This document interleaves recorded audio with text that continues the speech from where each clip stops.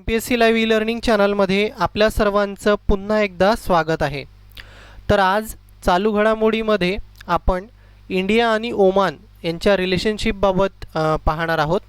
हा जो सब्जेक्ट आहे हा टॉपिक तुम्ही आपल्या सिलेबसच्या आंतरराष्ट्रीय संबंध किंवा जगाचा भूगोल या घटकाशी निगडित आहे। आपण त्याला त्या दृष्टिकोनातूनच त्याचा या व्हिडिओमध्ये अभ्यास करणार आहोत। तर सध्या नुकतंच भारत आणि ओमान यांच्यामध्ये जो जुना मिलिटरी सहकार्य म्हणजेच मिलिटरी कॉर्पोरेशन आणि मरीटाईम सिक्युरिटीचा जो करार होता तो पुन्हा एकदा नव्याने रिन्यू करण्यात आलेला आहे। त्यामुळे सध्या हा जो आहे इंडिया ओमान रिलेशनशिप हे सध्या चर्चेमध्ये आहे। त्यामुळे आपण हा जो घटक आहे हा चालू घडामोडीमध्ये डिस्कस करतोय। ठीक आहे, आता ओमान हा इंडियासाठी इतका का इम्पॉर्टंट आहे, तो भारताचा एक अतिशय महत्त्वाचा स्ट्रॅटेजिक पार्टनर का आहे, हे सर्व आपण आजच्या या व्हिडिओमध्ये समजून घेऊया। पूर्ण मॅप्सच्या माध्यमातून आपल्याला हा पूर्ण टॉपिक आता इथे आपण कव्हर करूया इंडिया आणि ओमान रिलेशनशिपबाबत। ठीक आहे, तर सुरुवातीला आपण पाहू की ओमान हा आपल्यासाठी इतका स्ट्रॅटेजिकली इम्पॉर्टंट का आहे। हा बघा, तुमच्या स्क्रीनवरती तुम्ही मॅप बघताय। वर्ल्ड मॅपमध्ये हा आपला इंडिया, इथे आपले पोर्ट्स आहेत। सो मुंबई असेल किंवा गुजरातचे जे काही पोर्ट आहे इथे, आणि ओमानचं लोकेशन हे इथे तुम्हाला ओमान हा देश दिसेल। ठीक आहे, तर ओमान इथे, UAE इथे आहे, युनायटेड अरब अमिरात। इराणची लोकेशन बघा इथे वरती, त्यानंतर इराक, सौदी अरेबिया, येमेन। ठीक आहे, मी हे लोकेशन का बरं तुम्हाला दाखवतोय याचं स्ट्रॅटेजिकल इम्पॉर्टन्स आता आपल्याला इथून कळेल। इंडिया जे 1/5 ऑइल म्हणजे आपण जे पेट्रोल वगैरे इम्पोर्ट करतो ना, ऑइल जे इम्पोर्ट करतो, सो ऑइल जे आपण इंडिया इम्पोर्ट करतात ते हे ह्याच कंट्री आहे, वेस्ट एशियाच्या ह्याच त्या कंट्री आहेत। या कंट्रीकडनं आपण आपलं जे ऑइल आहे ते आपण इम्पोर्ट करत असतो। आणि हा जो मार्ग आहे, आता जसं आपण कंट्रीमध्ये इथे बघितलं, सो ऑइल इम्पोर्ट आपण कशा पद्धतीने करतो तर समुद्री मार्गातूनच करतो ना। हा जो आपल्याला दिसतोय सी रूट, ओके, तर हाच तो सी रूट आहे, इम्पॉर्टंट सी रूट। या मार्गातून आपण ऑइल इम्पोर्ट करत असतो या कंट्रीजकडनं। ठीक आहे, त्यामुळे ही जी लोकेशन आहे ही फार इम्पॉर्टंट आहे आपल्याला स्ट्रॅटेजिकली, ओमानची लोकेशन। जसं आपण सौदी अरेबियाकडनं पण ऑइल इम्पोर्ट करतो, येमेनकडनं करतो, त्यानंतर ओमानकडनं ऑइल इम्पोर्ट करतो, इराणकडनं करतो, काही इराककडनं आहे, आणि जे रशिया वगैरे जो आपण ऑइल इम्पोर्ट करतो दुसऱ्या भागातून ते या रूटनी करत असतो आपण। ठीक आहे, पण ते सुद्धा बघूया नंतर। पण सध्या आपण याचं स्ट्रॅटेजिक इम्पॉर्टंट काय आहे हे आपल्याला आता यावरून एक अंदाज आलेला असेल। तर इथे एक छोटीशी स्ट्रेट आहे, म्हणजे हा सी रूट आपण डेप्थमध्ये बघूया। ठीक आहे, हा तो सी रूट आहे।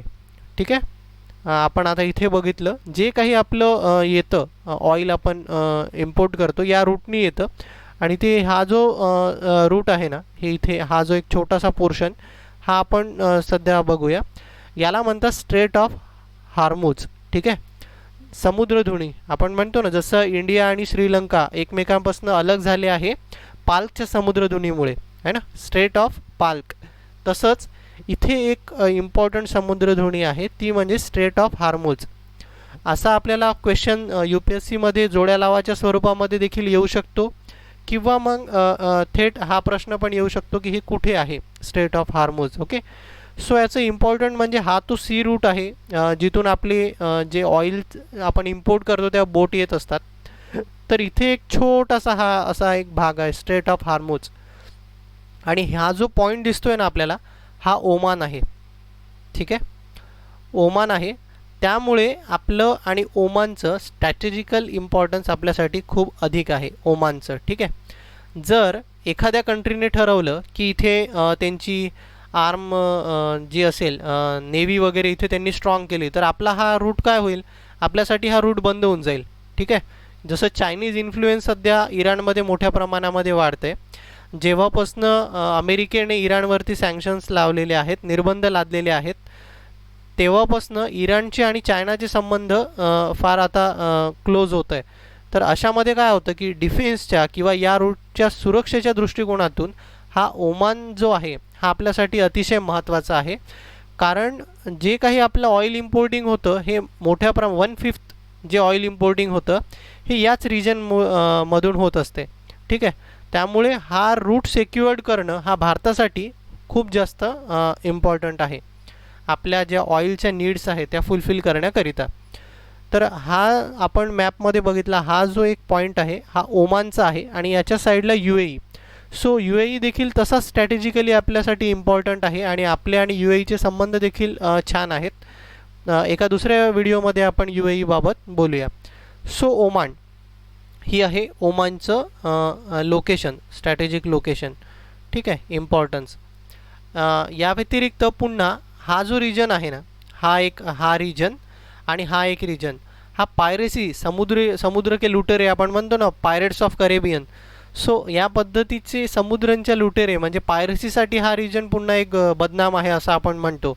सो अँटी पायरेसीसाठी देखील ओमान आणि भारतामध्ये कॉर्पोरेशन आहे की ते रोखण्याकरिता, मदत करण्याकरिता वगैरे. सो मॅपच्या दृष्टिकोनातून आता आपण बघितलं ओमानचं महत्त्व. आणि यासोबतच पहा, आता आपण हे बघितलंच आहे पर्शियन गल्फ किंवा स्ट्रेट ऑफ हार्मोजचं इम्पॉर्टन्स इंडियाकरिता. अजून एक दुसरं इम्पॉर्टंट म्हणजे हा मेडिटेरियन जे कंट्रीज आहेत, मेडिटेरियन सीकडनं जो आपला ट्रेड रूट होतो तो या मार्गाने होतो. इथे सुएज कॅनल आहे आणि मग इथून आपण या रेड सीच्या माध्यमातून इथे येतो आणि इथून गल्फ ऑफ ॲडन मधून इथे सॉरी इंडियन ओशियनमध्ये आपलं एंट्री होते. ठीक आहे.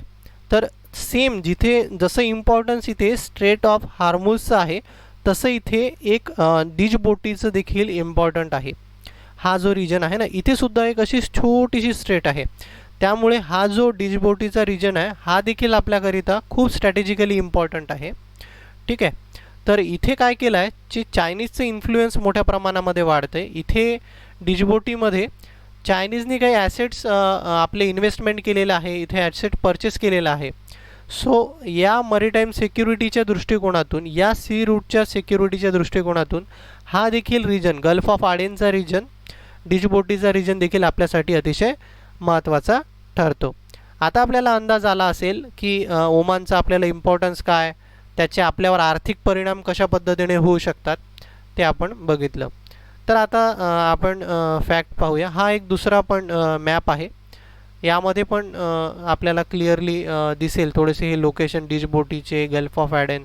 सो हा पण एक केअरफुली ऑब्झर्व करा. या पद्धतीचा जर क्वेश्चन आला, मॅप बेस्ड क्वेश्चन आला, तर त्याला आपण तुम्हाला इझिली ते सॉल्व करता येईल. आता जसं आपण मॅपमध्ये बघितलं तर तेच फॅक्ट आता PPTच्या स्वरूपामध्ये इन्फॉर्मेशनसुद्धा आहे, इथे दिलेली आहे. ही PPT जी आहे तुम्हाला टेलिग्राम चॅनलवरून डाउनलोड करता येईल, आमच्या टेलिग्राम चॅनलवरून. त्याची लिंक जी आहे ती खाली डिस्क्रिप्शनमध्ये दिलेली आहे. तो त्या लिंकवरती क्लिक करून चॅनलवरून तुम्ही हे PPT डाउनलोड करून घेऊ शकता. तर ओमान हा एक मुस्लिम कंट्री आहे, तिथे सल्तनत चालते. तर हा जे मुस्लिम कंट्रींचं जे कॉर्पोरेशन आहे, गल्फ कॉर्पोरेशन कन्सिल, त्याचा ओमान हा सदस्य आहे, एक अतिशय महत्त्वाचा सदस्य आहे त्या कॉर्पोरेशन कन्सिलचा. त्यासोबतच तो अरब लीगचा देखील सदस्य आहे आणि इंडियन ओशियन रिम असोसिएशनचा पण तो सदस्य आहे. आता भारत हा फक्त इंडियन ओशियन जे रिम आहे, सो नावातच इंडियन ओशियन आहे, सो त्याचाच फक्त सदस्य आहे, पण तो गल्फ कॉर्पोरेशन कन्सिल आणि अरब लीगचा सदस्य नाही. सो भारताचे प्रयत्न चालू आहे या कन्सिलमध्ये सदस्यत्व मिळवण्याचे, पण अद्याप तरी ते आपल्याला मिळालेलं नाही आहे. सो हे मुस्लिम कंट्रीज ज्या वेळेला पण भारतावरती टीका करतात, म्हणजे काश्मीर इश्यूवरून या गल्फ कॉर्पोरेशन कन्सिलमध्ये पाकिस्तान आपल्याला बऱ्याच वेळेला घेरण्याचा प्रयत्न करतो. तर अशा वेळेला ओमान आपल्या बाजूने स्टेटमेंट देत असतो, आपल्या बाजूने आवाज तिथे उठवत असतो. ठीक आहे. हाच नाही, सौदी अरेबिया वगैरे हे सर्व आपल्यासोबतच आहेत, बट आपण आता ओमानबाबत डिस्कस करतो आहे. त्यामुळे आपला गल्फ कॉर्पोरेशन कन्सिलमध्ये आपल्या बाजूने भूमिका ओमान हा सातत्याने मांडत आलेला आहे. यासोबतच म्हणजे अगदी प्राचीन काळापासून आपण जर असं बघितलं या लोकेशनमध्ये तरी आपल्याला जाणवेलच ना की जो प्राचीन काळापासून ओमानसोबत जे आर्थिक रिलेशन्स आहे, ट्रेड रिलेटेड रिलेशन्स आहे, आपण बराचसा पार्ट जो आहे तो ओमानमधनं इम्पोर्ट करत होतो किंवा काही आपला भारतीय जे माल आहे तो तो इथे एक्सपोर्ट करत होतो प्राचीन काळापासून, आणि स्वातंत्र्यानंतर तर आपण ॲज अन इंडियन पीपल म्हणून पण ते तिथे करतोयच आहे. ठीक आहे. तर त्या माध्यमातून जे तिथे हे जे काही इंडियन पीपल्सनी कंट्रीब्युशन दिलेलं आहे, भारतीय गव्हर्नमेंटनी जे तिथे कंट्रीब्युशन केलेलं आहे, जे इन्व्हेस्टमेंट केलेले आहे, इन्फ्रास्ट्रक्चर काही जे डेव्हलप केलेले आहे, त्याची त्या भूमिकेला, भारताच्या भूमिकेला जी ओमानचे लोक आहेत आणि तिथली जी सल्तनत आहे ते ॲप्रिशिएट करते, ते त्याचं कौतुक करत असते. तर ही फॅक्च्युअल इन्फॉर्मेशन या PPTमध्ये आहे. यासोबतच आपले वेगवेगळ्या विषयावरती MOUs आहे, म्हणजे मेमोरंडम ऑफ अंडरस्टँडिंग आहेत. वेगवेगळ्या विषयावरती आपण करार केलेले आहेत.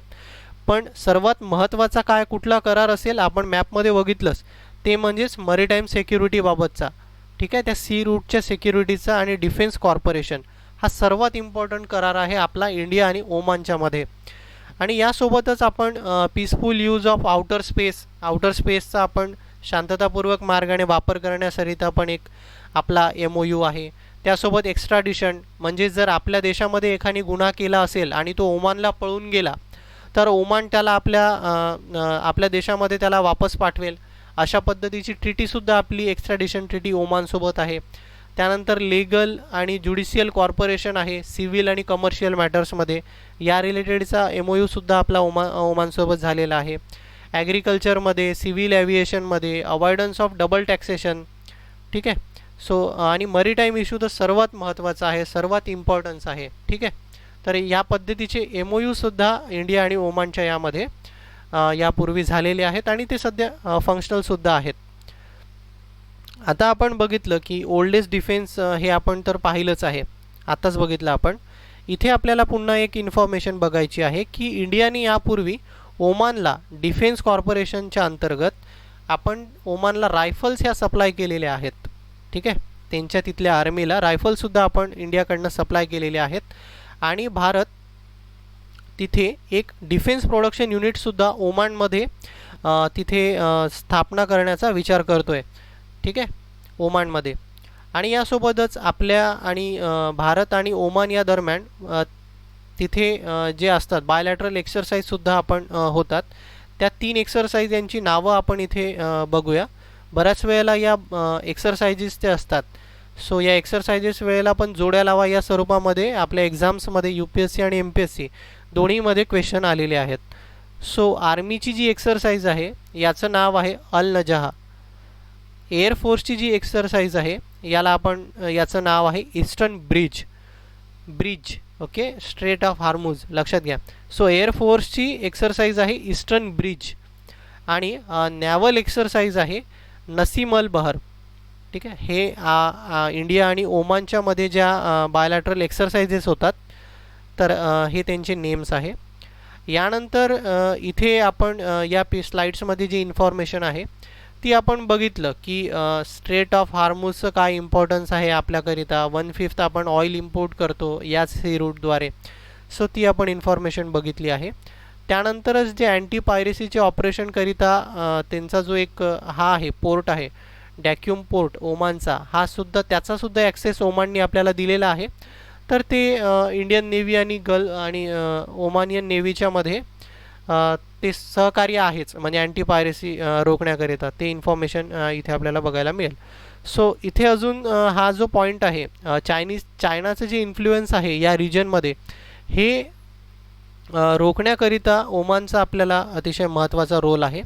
सो चायनाने ही इथे जी मी इन्फॉर्मेशन सांगितलं ना ही इथे तुम्हाला दिसेल. सो इथे त्यांनी पोर्ट ऑफ दोलेराहा दिजबुटीमध्ये चायनेनी ॲसेट आपले बेस आपला क्रिएट केलेला आहे. सो हे होतं स्ट्रॅटेजिक इम्पॉर्टन्स ओमानचं. हा स्ट्रेट ऑफ हार्मुज इम्पॉर्टंट आहे. त्यासोबत हा मॅपसुद्धा एक इम्पॉर्टंट आहे. आपण बघा इथे इजिप्तची लोकेशन आहे, सुडानची लोकेशन बघा, इरिटियाची लोकेशन बघा, इथोपिया आहे, डिजिबुटीची जी लोकेशन आहे, Gulf of Aden, Red Sea, Suez Canal. So हे एक ऑब्झर्व करा या मॅपमध्ये. या मॅप बेस वरती पण बऱ्याच वेळेला क्वेश्चन आलेले आहेत. So thank you. आपल्याला PDF ही टेलिग्राम चॅनलवरती मिळेल आणि या पद्धतीचेच नवे चालू घडामोडी रिलेटेडचे, आंतरराष्ट्रीय संबंधाच्या रिलेटेडचे व्हिडिओ बघण्यासाठी MPSC लाईव्ह लर्निंग चॅनलला सबस्क्राईब करा. थँक्यू.